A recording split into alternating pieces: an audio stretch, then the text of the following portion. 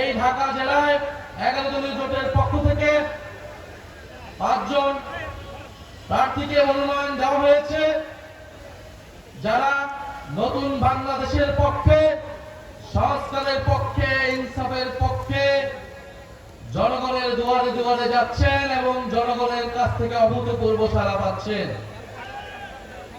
আমাদের এই ঢাকা জেলার 5টি আসনে প্রার্থীরা প্রতিদ্বন্দ্বিতা করছেন। ব্যারিস্টার মোহাম্মদ নজরুল ইসলাম, ঢাকা 1; কর্নেল মোহাম্মদ আব্দুল হক, অবসরপ্রাপ্ত, ঢাকা 2; অধ্যক্ষ মোহাম্মদ শাহিনুর রহমান, ঢাকা 3; দিলশানা পারুল, ঢাকা 19; ইঞ্জিনিয়ার নাবিলা তাসনিদ, ঢাকা 20। একজন ব্যারিস্টার, একজন কর্নেল, একজন অধ্যক্ষ, একজন ইঞ্জিনিয়ার আর একজন প্রবাস ফেরত বাংলাদেশি। মাশাআল্লাহ। পাঞ্জাবের জগতে একটি বিশ্বস্ত নাম, শাবাব এথনিক ওয়্যার।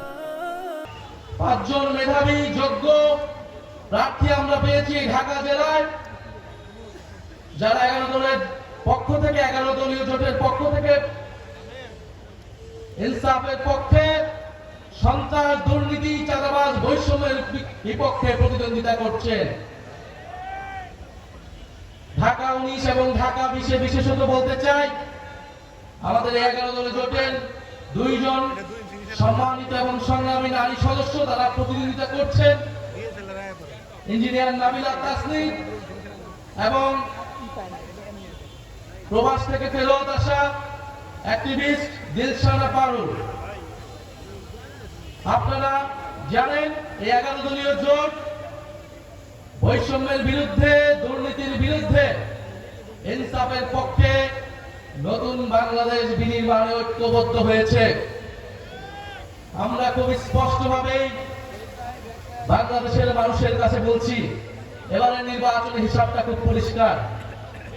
আমরা বাংলাদেশ কোন পথে যাবে, আধিপত্যবাদী শক্তি বাংলাদেশে কি আবারও কাজ করবে নাকি বাংলাদেশ মাথা তুলে দাঁড়াবে, এটার লড়াই হচ্ছে এবারের নির্বাচন। এই নির্বাচনে ঠিক করতে হবে বাংলাদেশের সীমান্তে কি আর হত্যাকাণ্ড চলবে, আমার মনে ফেলানির মতো কি লাশ আমরা আর দেখবো। এবারে নির্বাচনে ঠিক করতে হবে আমার ভাই আপনার ফাহাদ কি আর শহীদ হবে কিনা।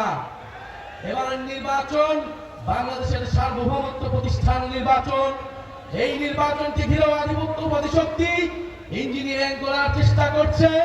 আমি তাই আপনাদের উদ্দেশ্যে শেষ কথা বলে যেতে চাই, বাংলাদেশের মানুষের কাছে শেষ কথা বলে যেতে চাই, 5ই আগস্ট যেভাবে আপনারা রাজপথে নেমে এসেছিলেন, বাংলাদেশের স্বাধীনতা সার্বভৌমত্বকে পুনরুদ্ধার করেছিলেন, আগামী 12ই ফেব্রুয়ারি বাংলার তরুণ সমাজ, বাংলার নারীরা, বাংলার আলেম সমাজ, বাংলার সংখ্যালঘু সবাই ঐক্যবদ্ধভাবে আবারও রাজপথে নামবেন।